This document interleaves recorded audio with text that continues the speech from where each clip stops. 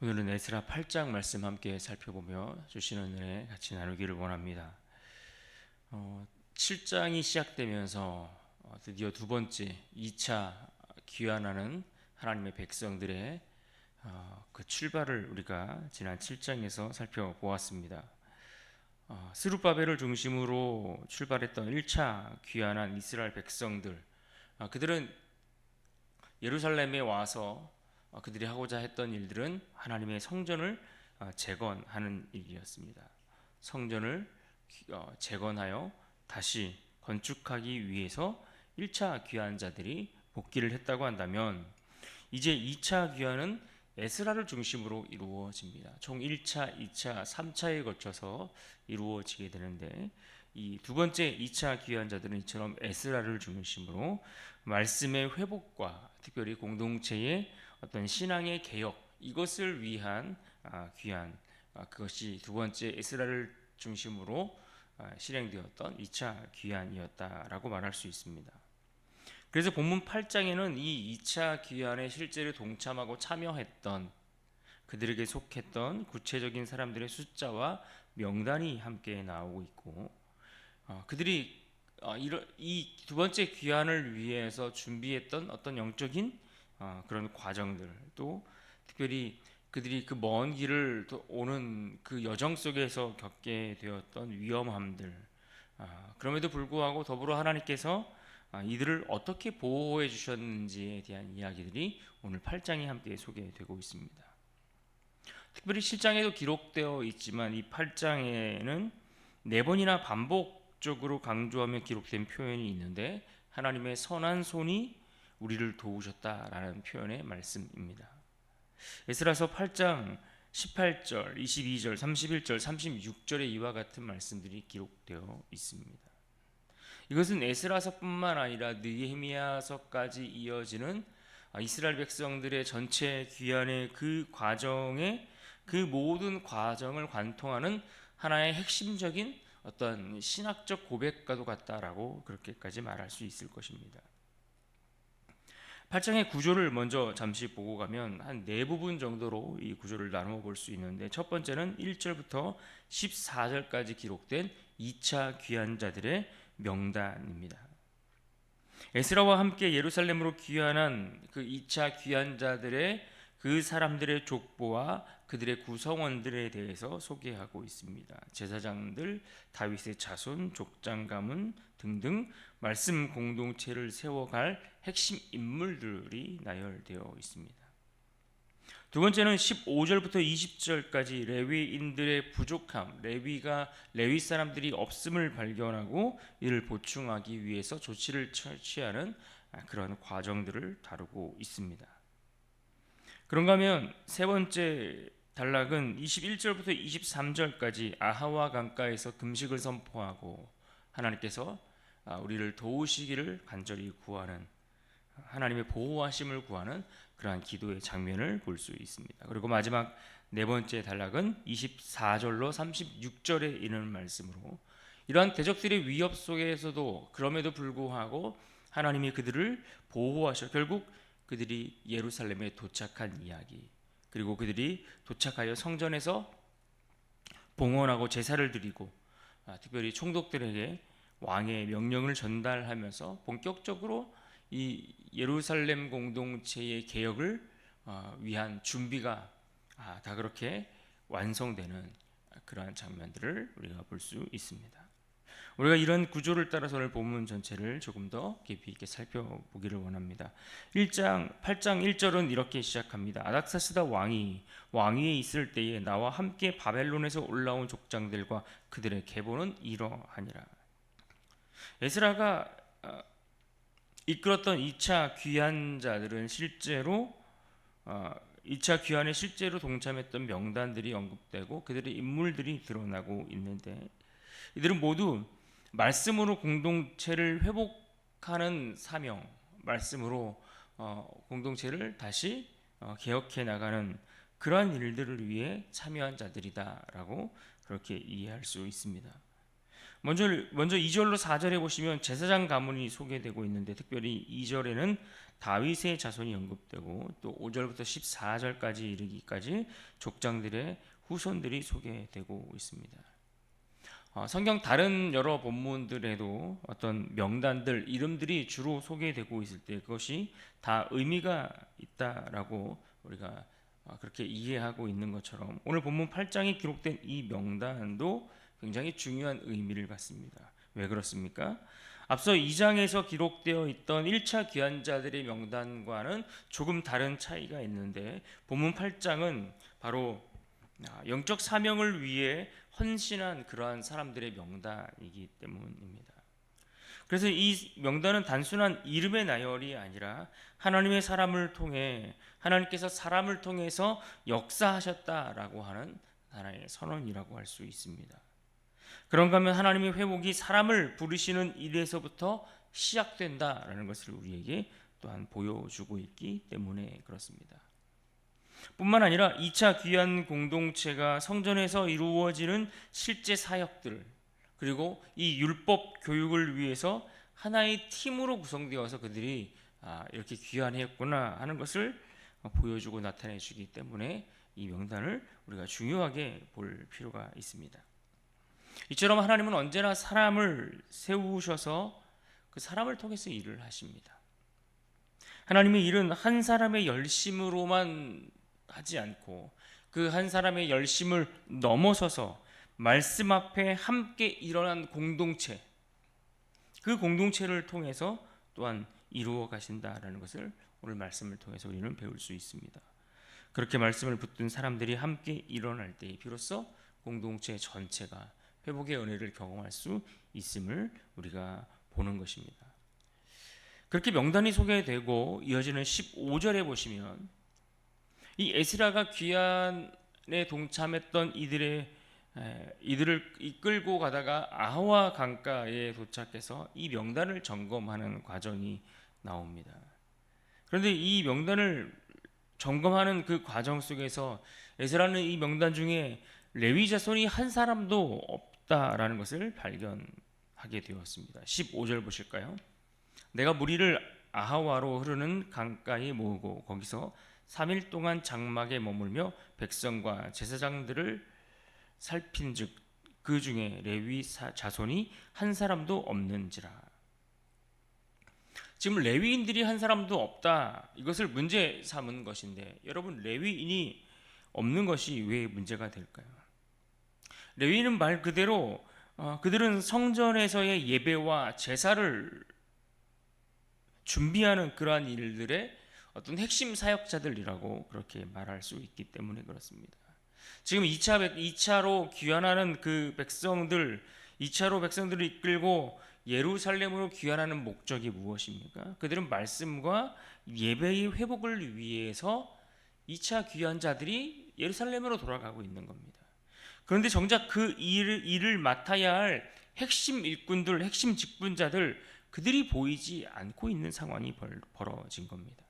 그래서 어떻게 조치합니까?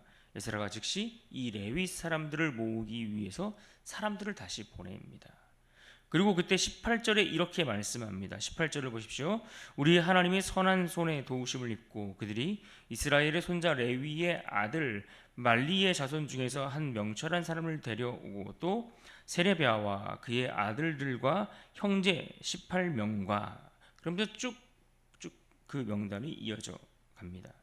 하나님의 선한 손의 도우심으로 레위 사람들과 성전에서 봉사하는 자들 그리고 이들을 돕는 느디님 사람들까지 함께 일어나 귀환에 동참하게 되었다라고 말씀해 주고 있습니다. 그렇습니다. 하나님의 사역을 감당함에 있어서 언제나 사람이 필요합니다. 그 일을 위해서 적임자가 필요합니다. 그럼에도 불구하고 실제로 우리가 하나님의 일을 하다 보면 그 일의 적임자, 그 일을 맡아서 감당해야 될 사람이 없어서 늘 어려움을 당할 때가 많이 있습니다. 그럼에도 불구하고 오늘 말씀처럼 그 부족한 부분과 그 일을 위해 필요한 일꾼들, 사람들, 그 사람들은 누가 공급하십니까? 결국 하나님의 손에 의해서 공급하심으로 채워져 간다라는 걸 보는 것입니다. 필요한 사람들, 필요한 일꾼들 누가 공급하시고 누가 세우십니까? 하나님이 세우신다는 겁니다. 그러므로 우리 안에 있는 부족함들이 보일 때에, 우리 안에 일꾼이 필요할 때에 우리가 해야 할 것은 무엇입니까? 하나님 앞에 기도하는 일입니다. 하나님, 우리에게 필요한 일꾼들을 세워주십시오. 주께서 맡기신 그 일을 감당할 수 있는 사람이 필요합니다. 하나님, 일꾼들을 우리에게 보내시고 채워달라고 기도하는 것이 오늘 우리의 몫이 아니겠습니까? 하나님이 채우신다는 이 사실을 가지고서 우리가 사람이 없다고 낙심할 것이 아니라 기도하며 그 자리를 잘 지켜가기를 힘써야 할 것입니다. 특별히 계속해서 보시면 우리가 생각해야 할 것은 그 귀환하는 여정이 결코 쉽지 않고 그 여정 자체가 매우 험난했다라는 사실을 우리는 알아야 합니다. 에스라가 백성들을 이끌고 걸어오는 그 여정이 참 먼 길입니다. 그 귀한 길이 안전하지가 않습니다. 1차 때도 마찬가지고 2차, 3차에 느헤미야가 하나님의 백성들을 데리고 돌아오는 그 길 역시 동일합니다. 왜 그렇습니까? 사나운 짐승들이 곳곳에 도사리고 있을 뿐만 아니라 사방으로부터 대적들이 숨어서 그들을 약탈하고 그들을 빼앗고 그들의 생명을 노리는 그런 대적들이 너무나 많고 그들의 공격에 노출되어 있기 때문에 굉장히 위험한 여정인 겁니다. 페르시아에서 예루살렘까지 약 1500km 정도 되는 거리인데 이 거리를 생각해 보십시오. 다른 특별한 교통수단이 없던 시대에 대부분 걸어서 이동하는 그 시간들 아닙니까? 그런데 이 많은 숫자, 전체 숫자가 오늘 본문에 나와 있지는 않지만 대략 계산해봐도 1500명이 넘습니다. 그 인원들을 데리고 움직이는데 언제나 이 도적과 적군들, 위험한 도로 상황들, 이런 것들로부터 얼마나 위험한 여정이 되겠습니까? 그러나 지금 에스라는 이 일을 위해 왕에게 어떤 군사적 지원을 요청하지 않았다는 겁니다. 22절에 보시면 에스라는 자신의 귀환이 전적으로 하나님의 뜻 가운데 이루어진다라는 것을 확신했기 때문에 이 위험한 귀한 여정을 다른 것에 의지하지 않고 적어도 에스라의 경우는 하나님의 도우심만을 의지하여 이 귀환의 여정을 감당하고자 결단했다는 것을 알 수 있습니다. 적어도 이 에스라에게 있어서 거룩한 목적을 지니고 귀환하면서 이방 왕에게 의존하여 그렇게 보호를 받는 것이 오늘 말씀처럼 부끄럽게 여겼다, 수치스럽게 그는 생각하고 여겼을 정도였다라는 것입니다. 그렇다면 에스라는 지금 이렇게 이방 왕에게 군사적 도움을 요청하는 대신 어떠한 방법을 통해서 그 여정을 보호하기를 원했습니까? 23절을 보십시오. 그러므로 우리가 이를 위하여 금식하며 우리 하나님께 간구하였더니 그의 응낙하심을 입었느니라. 에스라는 지금 이방 왕에게 도움을 요청하는 대신에 금식하며 하나님께 간구했다라고 했습니다. 그리고 그의 기도에 하나님이 응답해 주셨다라는 말씀을 하고 있는 겁니다. 에스라는 분명 지식을 갖춘 사람이었습니다. 그러나 동시에 그는 기도의 사람이었습니다.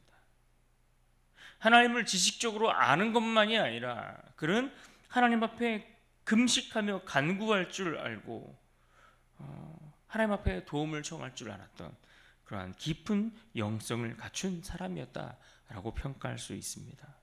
우리가 하나님의 일을 하나님의 방법으로 하려면 당연히 기도로 길을 열어가야 합니다. 기도로 시작하지 않는 일, 그것은 하나님께서 책임지실 필요가 없는 일들이 되고 맙니다. 사역이나 또는 가정에서 또 자녀들의 길을 위해서 교회의 여러 사역들을 위해서 우리가 가장 먼저 해야 할 것은 반드시 기도로 그 일을 준비하고 세워가고 책임져 가야 합니다. 그래야 그것이 안전하다라는 것을 우리는 꼭 기억할 수 있기를 바랍니다. 그래서 길을 떠날 때에 에스라가 이렇게 고백했습니다. 31절을 보십시오. 첫째 달 12일에 우리가 아하와 강을 떠나 예루살렘으로 갈새 우리 하나님의 손이 우리를 도우사 대적과 길에 매복한 자의 손에서 건지신지라. 잠시 머물렀던 아하와 강을 떠나 길을 나섰을 때 하나님의 손이 그들을 지키셨다라고 그가 말하고 있습니다. 이 표현은 23절에서 3절에서도 이미 언급된 표현입니다. 동일한 단어가 사용되고 있습니다. 이방 나라의 왕의 지원을 받은 것이 아니라 하나님의 손이 지키셨다, 하나님의 손에 지원을 받았다, 그 이야기를 선언하고 있는 것입니다. 그렇게 하나님의 손을 힘입어 도착한 그들이 그렇게 하나님의 도우심을 힘입어 예루살렘까지 안전하게 도착할 수 있었습니다. 그리고 그들이 예루살렘에 도착해서 무엇을 했습니까? 33절과 34절에 보시면 성전의 금과 은을 정확히 계수하며 35절의 말씀처럼 하나님께 번제를 드렸습니다. 하나님께 예배 드렸습니다. 그리고 36절 마지막 절에는 이 페르시아 총독들에게 문서를 전달하고 공동체의 이 말씀 중심의 개혁을 준비하는 일에 이르게 되었습니다. 하나님이 시작하게 하셨고, 하나님이 공급하셨고, 하나님이 지키셨고, 하나님이 목적지까지 안전하게 도착하도록 인도해 주셨습니다. 그렇습니다. 너무나 중요한 신앙과 인생의 원리입니다. 하나님의 일을 하고자 할 때에, 하나님의 택한 백성들이 하나님의 뜻을 따라 살고자 할 때에 하나님이 책임지신다.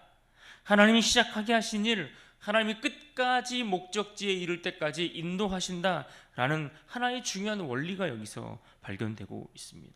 그래서 우리가 해야 할 일은 무엇입니까? 우리는 순종하면 되는 겁니다. 하나님이 이끄시는 대로 순종하고 하나님이 이끄시는 대로 기도하며 그렇게 그 길을 따라가면 하나님이 길을 여시고 그것을 지켜주신다라는 것을 우리가 확인할 수 있는 겁니다. 결국 오늘 에스라 8장 전체가 외치는 하나님의 메시지가 무엇입니까? 하나님의 선한 손이 우리를 도우셨다라는 이 메시지입니다. 2차 귀환의 여정은 결코 쉽지 않았습니다. 그 여정 자체가 위험했고 부족했고 연약했지만 하나님의 손이 그들과 함께 하시며 모든 것을 완성하시고 이끌어 가셨다라는 것을 보여줍니다. 우리의 삶도 이와 같습니다. 부족한 부분은 하나님이 채우십니다. 위험한 길은 하나님이 지키십니다. 기도하는 길을 하나님이 열어 가십니다.